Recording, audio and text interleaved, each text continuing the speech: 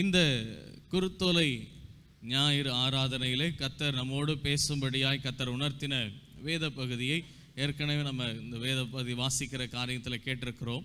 அதில் மத்தேயு 21 அதிகாரம் 9-10 வசனங்களிலே சொல்லப்பட்டிருக்கிறது.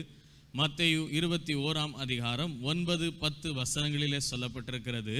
முன்னடப்பாரும் பின்னடப்பாரும் ஆகிய திரளான ஜனங்கள் தாவீதின் குமாரனுக்கு ஓசன்னா கர்த்தரின் நாமத்தினாலே வருகிறவர் ஸ்தோத்திரிக்கப்பட்டவர் உன்னதத்திலே ஓசன்னா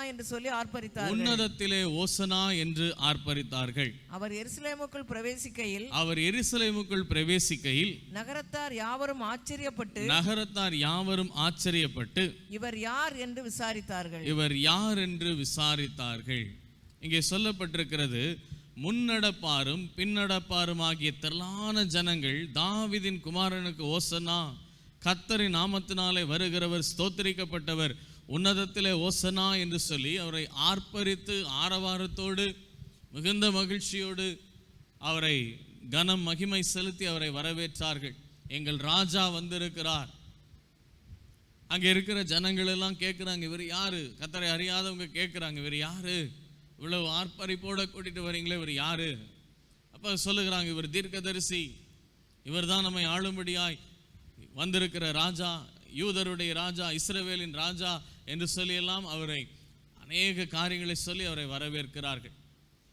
எதற்காக இவரை வரவேற்றார்கள் என்று சொன்னால், அங்கே ரோமர்களுடைய ஆட்சியானது மிகுந்த ஒரு கொடுமையான காலமாக இருந்தது. ஜனங்கள் எப்படி இஸ்ரவேல் ஜனங்கள் பார்வோனுடைய கையில் ஒப்பு கொடுக்கப்பட்ட நிலையிலே ஒவ்வொரு நாளும் மரண பயத்தோடும் ஜீவன் கசப்பான நிலையில வாழ்ந்து கொண்டிருந்தார்களோ, அதுபோல ஒரு நாட்களை இயேசு கிறிஸ்துவின் காலத்தில் அங்கே ரோமருடைய ஆட்சியின் நிமித்தமாய் அங்கே இருந்த இஸ்ரவேல் ஜனங்கள், யூத ஜனங்கள் எல்லாம் சந்தித்து கொண்டிருந்தால் அவ்வளவு ஒரு கடினமான ஒரு நாட்கள். அப்போ எங்களுக்கு ஒரு ராஜா வேண்டும், இந்த ரோமருடைய கைக்கு எங்களை தப்புவிக்க, இந்த ரோமரோடு அவர்கள் யுத்தம் செய்து எங்களை ஜெயிக்கும்படியா, எங்களை ஜெயமான பாதையில் நடத்தும்படியா எங்களுக்கு ஒரு ராஜா வேண்டும் என்று சொல்லக்கூடிய காரியத்தில் இயேசு கிறிஸ்துவை அங்கே அழைத்து கொண்டு செல்லக்கூடிய காரியத்தை நம்ம வேதத்தில் பார்க்கிறோம். அப்போ இயேசு கிறிஸ்துவை ஒரு நோக்கத்தோடு அழைத்து கொண்டு போகிறாங்க. இவர் எங்களை ரோமர்களுடைய கைக்கு தப்புவிப்பார், இவர் நம்மளை ரொம்ப சந்தோஷமாக மகிழ்ச்சியாக வைத்திருப்பார், நம்மளை எந்த காரியத்தை சொல்ல மாட்டார், இவருக்கு எதிரி ரோமர்கள் தான், இவர் ரோமர்களை அழிக்கும்படியாக இவரை ராஜாவாக நாங்கள் வரவேற்கிறோம் என்று சொல்லி அவ்வளவு ஒரு ஆரவாரத்தோடு அவரை அழைத்து கொண்டு வருகிறார்கள். ஆனால் அங்கே நடந்த அதுக்கு பிறகு நடந்த சம்பவம் என்னவென்று சொன்னால், மத்தேயு 21 அதிகாரம் 12-13 வசனங்களிலே சொல்லப்பட்டிருக்கிறது. மத்தேயு 21:12-13 வசனங்களிலே சொல்லப்பட்டிருக்கிறது. இயேசு தேவாலயத்திலே பிரவேசித்து ஆலயத்திலே விற்கிறவர்களும் கொள்ளுகிறவர்களும் ஆகிய யாவரையும் வெளியே துரத்தி காசுக்காரருடைய பலகைகளையும் புறா விற்கிறவர்களின் ஆசனங்களையும் கவிழ்த்து என்னுடைய வீடு ஜெப வீடு எனப்படும் என்று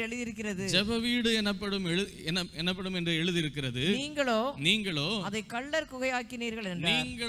கள்ளர் குகையாக்கினீர்களே என்று சொல்லி இயேசு கிறிஸ்து அவரை அழைத்து கொண்டு வருகிறார்கள். இயேசு கிறிஸ்து முதல்ல செய்த காரியம், எங்கே பிரவேசித்தார்? எருசலேமுக்குள்ளாய் பிரவேசித்த உடனே அவர் பிரவேசித்தது தேவனுடைய ஆலயத்துக்குள்ளாய் பிரவேசித்தார். தேவனுடைய ஆலயத்துக்குள்ள பிரவேசிக்கிறார் அப்படின்னோன்னு ஜனங்கள்லாம் நினைத்த காரியம், சரி ரொம்ப பக்தி உள்ள ராஜா, அதனால ஆலயத்துக்கு போயிட்டு அவருடைய பணியை ஆரம்பிக்க போகிறார் என்று சொல்லக்கூடிய காரியத்தை அவர்கள் நினைத்து கொண்டிருந்தார். அங்கே இயேசு கிறிஸ்து ஆலயத்துக்குள்ளாய் பிரவேசித்த உடனே ஆலயமானது ஆலயமாக இல்லை, அது ஒரு வியாபார ஸ்தலத்தை போல, விற்பனை ஸ்தலத்தை போல காணப்பட்டு கொண்டிருந்தது. அங்கே விற்கிறவர்களும் கொள்ளுகிறவர்களும் இருந்தார்கள், காசுக்காரர்கள் இருந்தார்கள், புறா குஞ்சுகளை விற்கிறவர்கள் இருந்தார்கள். இப்படிப்பட்ட காரியங்கள்லாம் நடந்து கொண்டிருந்தது. ஆலயத்தில் தெய்வ பயத்துக்குரிய காரியமோ தெய்வ பக்தியின் காரியமோ வழிபாடின் காரியமோ ஒன்றுமே காணப்படலை. அது ஒரு மார்க்கெட் மாதிரி இருந்துச்சு. இயேசு கிறிஸ்து அந்த இதை பார்த்த உடனே ஒரு சவுக்கை உண்டு பண்ணி அவர்களை எல்லாரும் அடித்து தேவன் விரட்டுகிறார். எல்லாத்தையும் கவிழ்த்து போட்டு அவர்களை எல்லாம் அங்கிருந்து விரட்டி விட்டு, இது தேவனுடைய ஆலயம், என் தகப்பனுடைய வீடு என்று சொல்லக்கூடிய காரியத்தை அங்கே அந்த ஜனங்களை கடிந்து கொள்ளக்கூடிய காரியத்தை குறித்து அங்கே சொல்லப்பட்டிருக்கிறது. இதையெல்லாம் பார்த்த அந்த ஜனங்களை குறித்து இயேசு கிறிஸ்து செய்த காரியத்தை குறித்து அவர்களுக்குள்ளாய் மிகுந்த ஒரு கலக்கம் உண்டாயிற்று.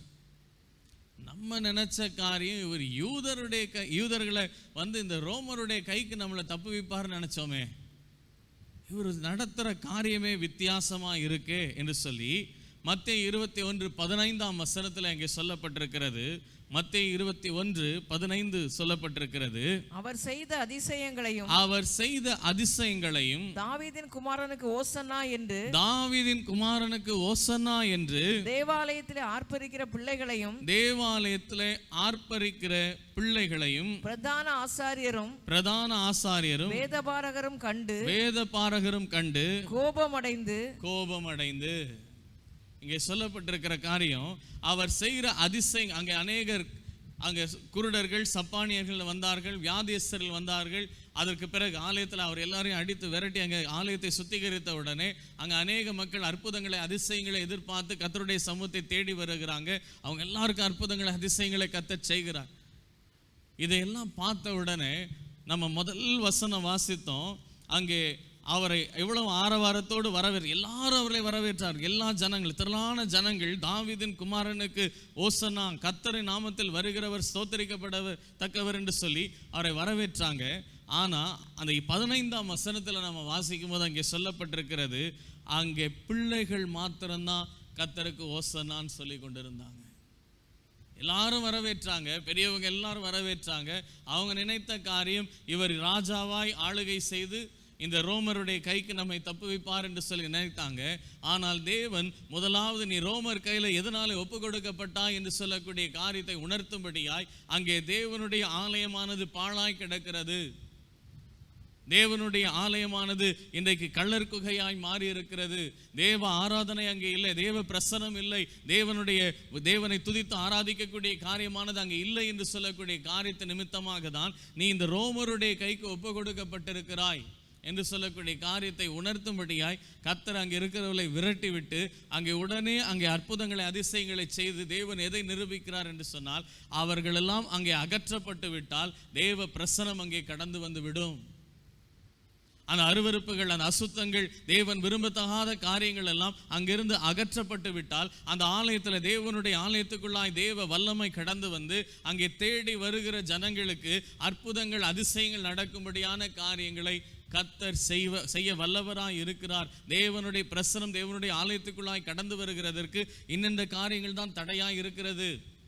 தேவன் அங்கே வர முடியாதபடிக்கு இதெல்லாம் இவர்கள் தடுத்து வைத்து கொண்டிருக்கிறார் என்று சொல்லக்கூடிய காரியத்தை உணர்த்தி அவர்களை எல்லாம் அங்கிருந்து தேவன் விரட்டி அங்கே நிரூபித்து காண்பிக்கிறார்.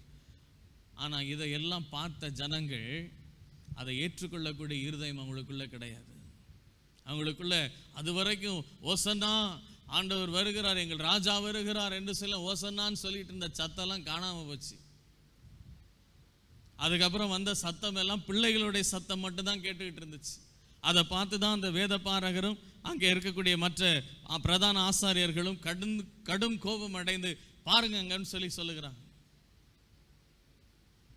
பிள்ளைகள்லாம் அவரை துதிக்கிறாங்க. ஏன்னா பெரியவங்கலாம் அவங்க நினைச்ச காரியம் ஒன்று, நடந்த காரியம் ஒன்று. இன்றைக்கு அநேக மக்களுக்கு அவங்க செய்யக்கூடிய தவறுகளை உணர்த்தி சொன்னால், ஏன் உன் வாழ்க்கையில போராட்டம், ஏன் உன் வாழ்க்கையில பிரச்சனை வருகிறது என்று சொல்லக்கூடிய காரியத்தை சொன்னால் அதை அவங்களால ஏற்றுக்கொள்ள முடியாத ஒரு காரியம். அவங்க தேவையான காரியம் என்னன்னா, எனக்கு தேவை விடுதலை, எனக்கு தேவை விடுதலை, எனக்கு தேவை என் பிரச்சனை நீங்கணும், எனக்கு தேவை எனக்கு சுகம், எனக்கு தேவை ஆசீர்வாதம். ஏன் இந்த ஆசீர்வாத குறைவு வந்தது, ஏன் என் வாழ்க்கையில் நான் இப்படி ஒரு சிறையிருப்பான நிலைக்குள்ளாய் போனேன், ஏன் என் குடும்பத்தில் இப்படி ஒரு நெருக்கத்துக்குள்ளாய் நான் கடந்து சென்றேன், நான் தேவனுக்கு விரோதமான ஒரு வாழ்க்கை அல்லது தேவன் பிரியப்படாத செயல்கள் என்னிடத்தில் காணப்பட்டது நிமித்தமாய் இன்றைக்கு சத்துருக்கள் கையில் ஒப்பு கொடுக்கப்பட்டிருக்கிறேன்.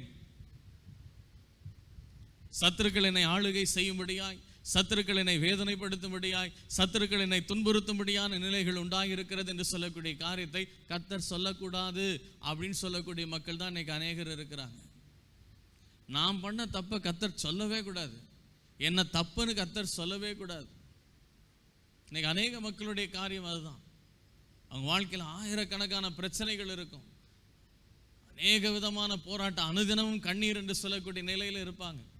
ஆனால் எதனால இந்த காரியம் வந்தது என்று சொல்லக்கூடிய காரியத்தை ஏற்றுக்கொள்கிறதுக்கு அவங்களுக்கு மனசே வராது. அவங்க எதிர்பார்க்கிற காரியம் என்னன்னா, என் கண்ணீர் நீங்கணும், என் பிரச்சனை நீங்கணும், என் வியாதி நீங்கணும், எனக்கு இந்த போராட்டம் நீங்கணும், அவ்வளவுதான். ஆனால் எதனால வந்ததுன்னு சொல்லக்கூடாது. ஏன்னா நான் சரியாக தான் நடந்துகிட்டு இருக்கேன்,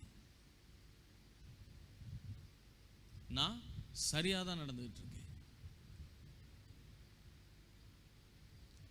இங்கே சொல்லப்பட்டிருக்கிறது, அவரை குறித்து இவர் யார் என்று சொல்லி கேட்டவுடனே அவர் நாசரேத்திலிருந்து வரக்கூடிய தீர்க்கதரிசி என்று சொன்னார்கள். ஒரு தீர்க்கதரிசி என்று சொன்னால் அவர் தனக்கு முன்பாக வந்து நிற்கக்கூடிய மக்களை குறித்து, அவருடைய குறைவுகளை குறித்து சொல்லி, ஏன் இந்த குறைவு உண்டானது, எதனால நீ கர்த்தருக்கு விரோதமான வாழ்க்கை வாழ்ந்து கொண்டிருக்கிறாய், எந்த செயல் கர்த்தருக்கு விரோதமான செயல் என்று சொல்லக்கூடிய காரியத்தை உணர்த்தி சொல்லி, நீ மனம் திரும்பினால் கர்த்தர் உனக்கு விடுதலை கொடுப்பார் என்று சொல்லக்கூடிய காரியத்தை சொல்லுகிறது தான் அவருடைய வேலை. அதை தான் இயேசு கிறிஸ்து அங்கே வந்தவொடனே செய்தார். ஆனால் அந்த ஜனங்களால் அதை ஏற்றுக்கொள்ளக்கூடிய இருதயம் அவங்களுக்கு இல்லை. இன்னும் இவர் வந்தவுடனே அதை செய் இதை செய்ன்றாரு, எல்லாத்தையும் சுத்திகரிக்கிறாரு. நம்ம இருக்கிற மாதிரி இருக்கணும்ல நினைச்சோம். நம்ம நினைச்ச காரியமெல்லாம் இவர் ரோமருடைய கைக்கு தான் நம்ம தப்பு வைக்கணும்னு நினைச்சோமே. ஆனால் இவர் நம்ம பண்ண தப்பல சொல்றாரு. இந்த ஆலயத்தை விட்டு தேவ பிரசனம் போனதுக்கு காரணம் என்னன்னு சொல்லி அதெல்லாம் சுத்திகரிக்கிறாரு, நம்மளை கடிந்து கொள்ளுகிறாரு. நம்ம நினைச்ச காரியம் ஒன்று, நடக்கிற காரியம் ஒன்று. நம்ம இங்கே இதை வைத்து எவ்வளவு சம்பாதித்து கொண்டிருந்தோம், எவ்வளவு வஞ்சனையான காரியங்களை செய்து கொண்டிருந்தோம், எவ்வளவு இதை குறித்து எதை சம்பாதித்து கொண்டிருந்தோம், எவ்வளவு மனமோன ஒரு வாழ்க்கை வாழ்ந்து கொண்டிருந்தோம்.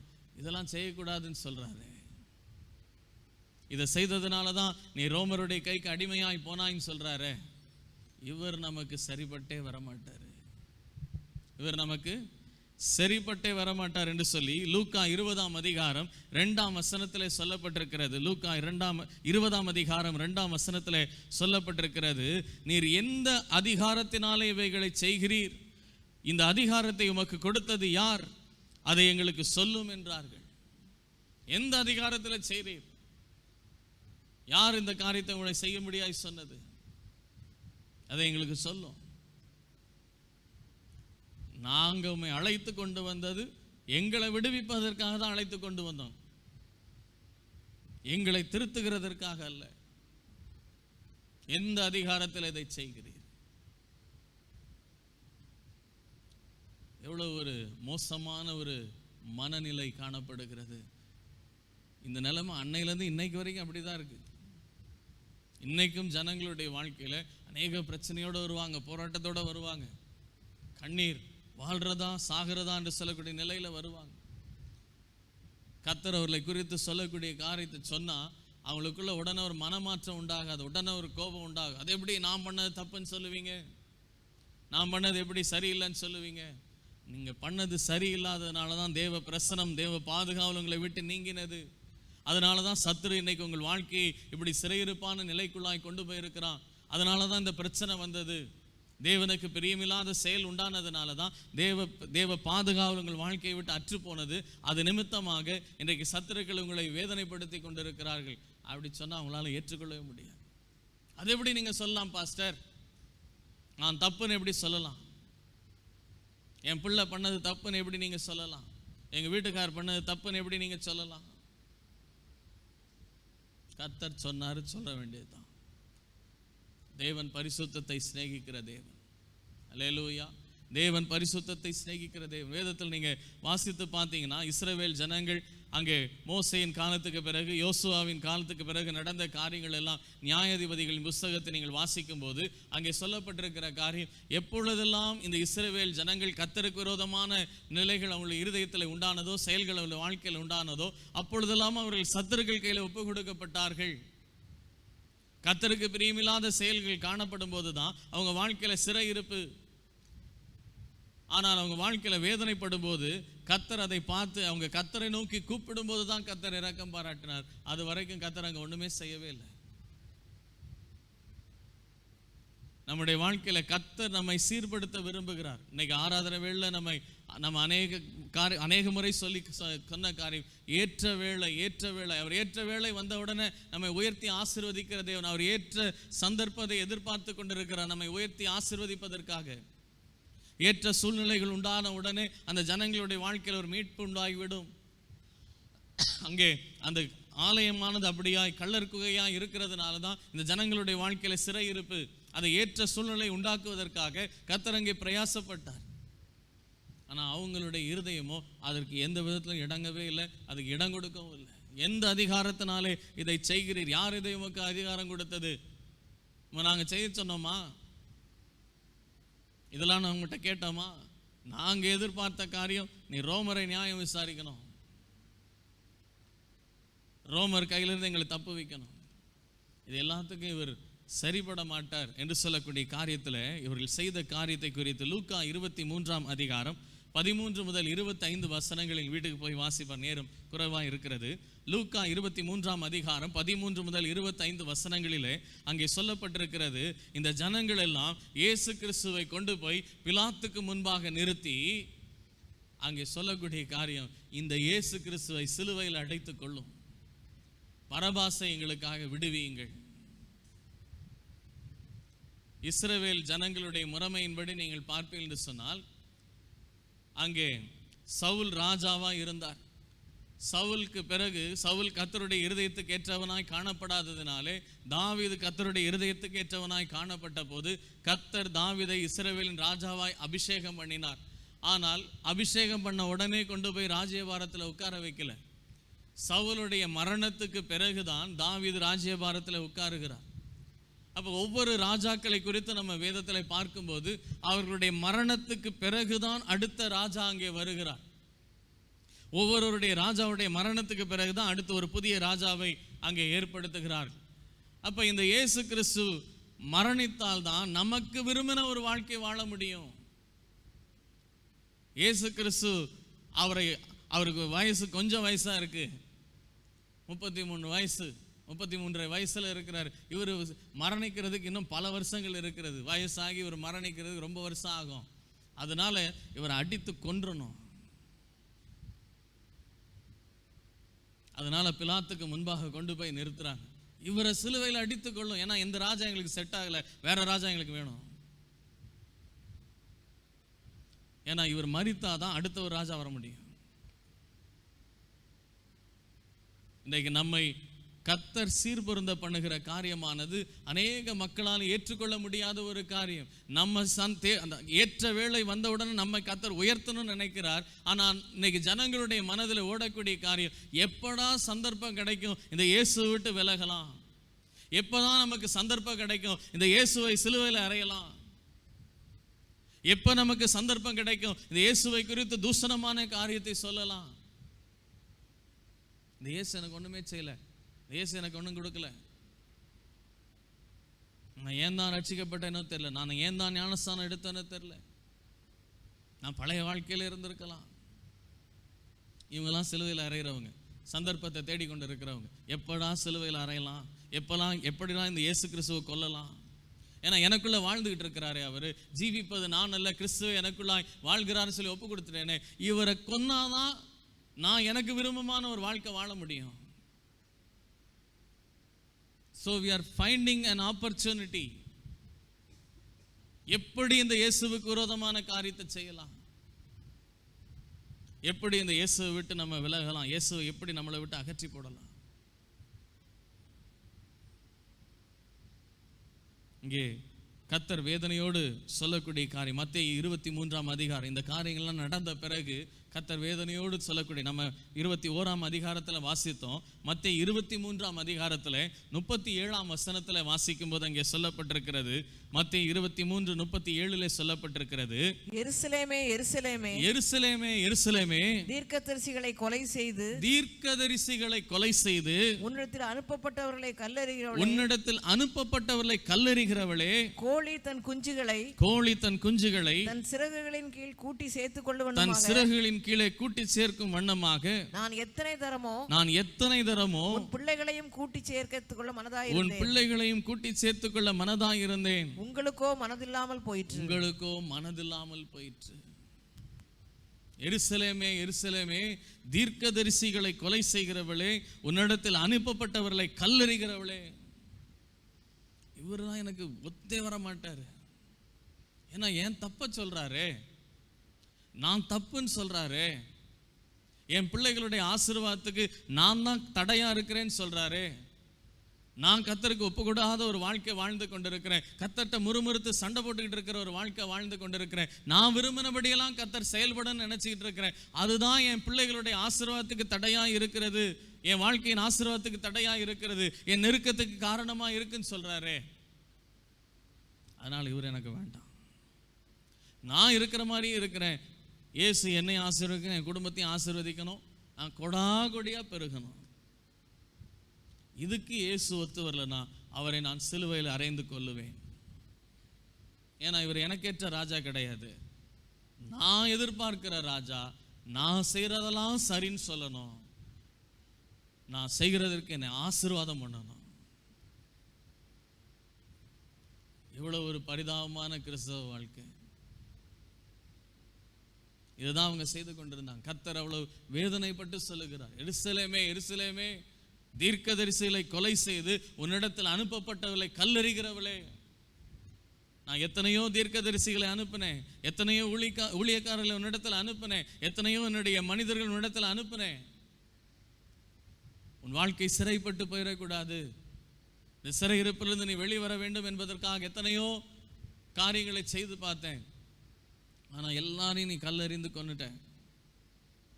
கடைசியில் என்னுடைய ஜீவனையே கொடுப்பதற்காக உன்னை மீட்கும் பொருளாய் நானே வந்திருக்கிறேன், இப்ப என்னை நீ கொல்ல பார்க்கிற.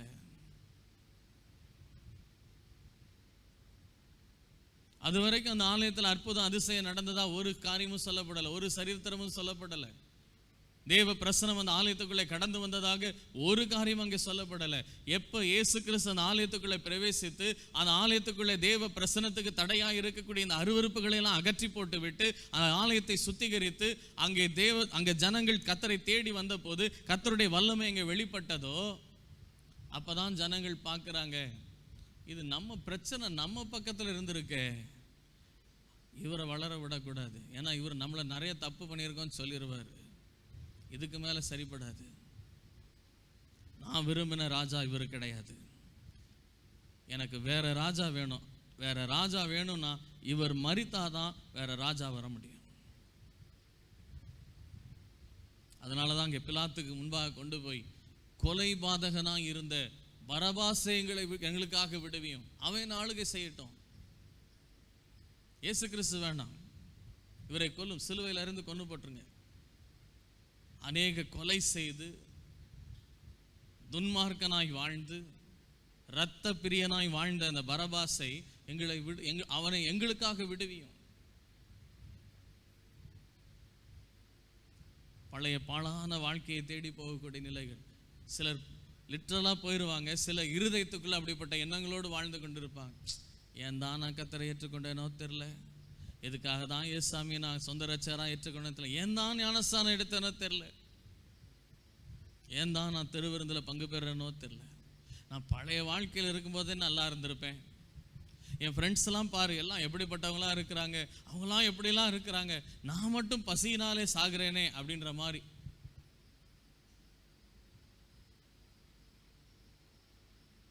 இருதயத்தில் நினைத்தா கூட அது கர்த்தருக்கு விரோதமான வாழ்க்கை தான்.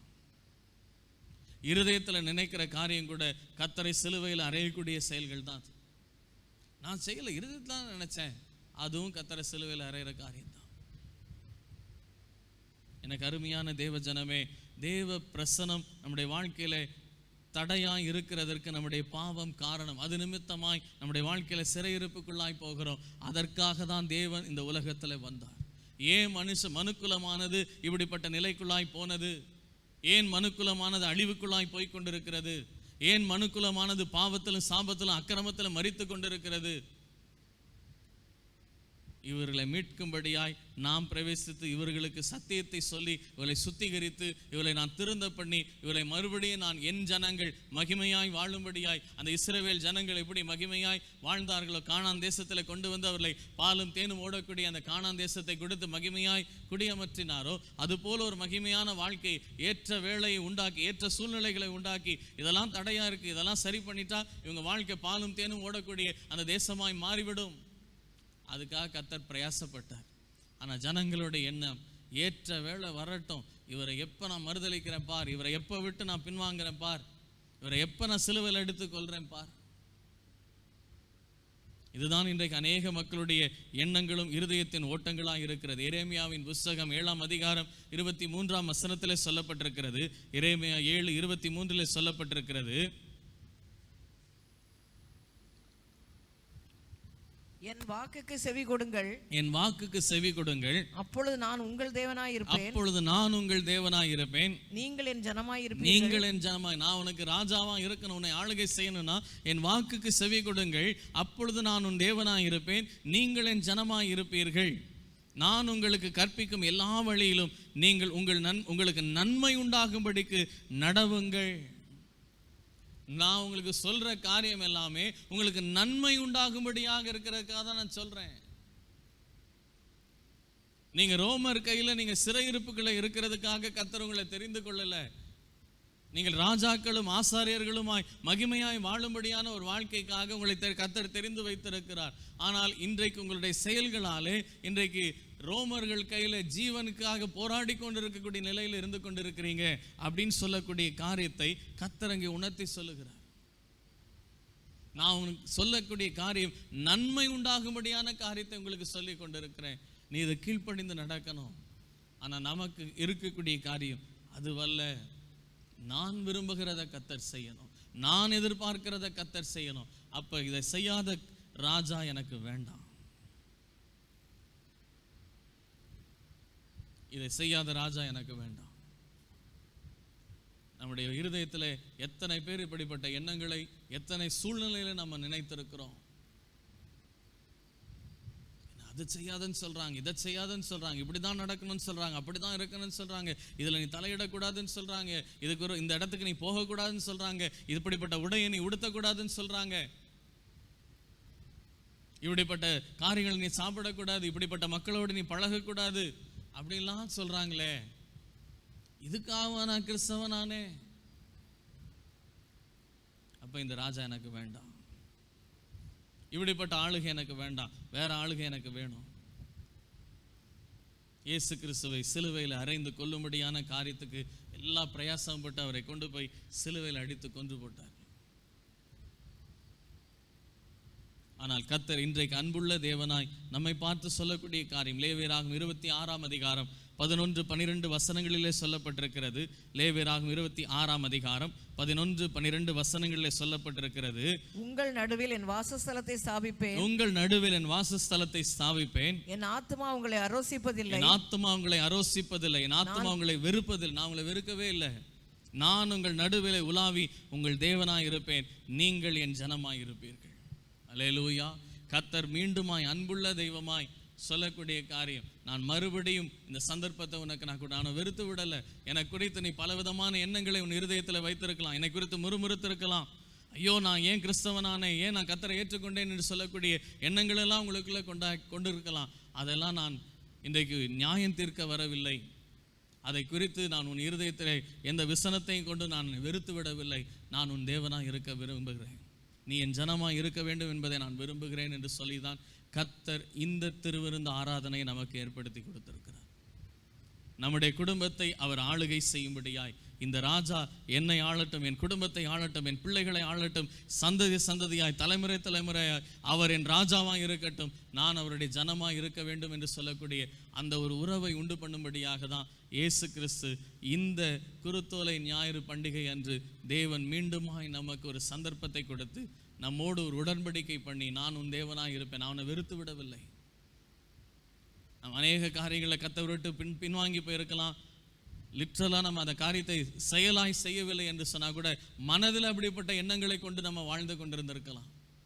இன்றைக்கு கர்த்தருடைய சமூகத்தில் ஒப்பு கொடுத்து இந்த உடன்படிக்கையின் ஆராதனையில், திருவிருந்த ஆராதனையில் பங்கு பெற நாம் ஒப்பு கொடுப்போம். கர்த்தர் நம்மையும் நம்முடைய குடும்பத்தையும் ஆசீர்வதித்து நடத்த அவர் உண்மையுள்ள தேவனாக இருக்கிறார். ஜெபிப்போம். ஒரு அருமையான சத்தியத்தை இந்த குருத்தோலை ஞாயிறு அன்று கர்த்தர் நமக்கு விளங்க பண்ணினார். ராஜாவை அன்றைக்கு சாமுவேல் இடத்துல கேட்டார்கள், we need a king to rule us. They rejected God in that situation itself. After a long time they rejected Jesus also. First they rejected Father God. Secondly, they rejected Son God. இந்த மகத்துவமான தெய்வம் எனக்கு வேண்டாம் என்று சொல்லி உயிரை கொடுத்து உயிர்த்தெழுந்து இன்றைக்கு வாழ்ந்து கொண்டிருக்கிற இந்த இயேசுவை நாம் வேண்டாம் என்று சொன்னால் நாம் வேண்டாதவர்களாய் போய்விடுவோம். நீர் தான் எனக்கு வேண்டும் ஆண்டவரே, இயேசுவே நீர் தான் என்னை ஆளுகை செய்யணும், நானும் என் வீட்டாரும் என்றால் உம்மை சேவிக்கிறதுக்காக எங்களை ஒப்புக் கொடுக்கிறோம். நாங்கள் உம்முடையவர்கள், நாங்கள் உம்மை சேவிக்கிறவர்கள், நீர் எங்கள் ராஜா என்று சொல்லி இந்த நாளில் நாம் ஒப்புக் கொடுத்திருக்கிற இந்த காரியத்தில் நிலைத்திருப்போம்.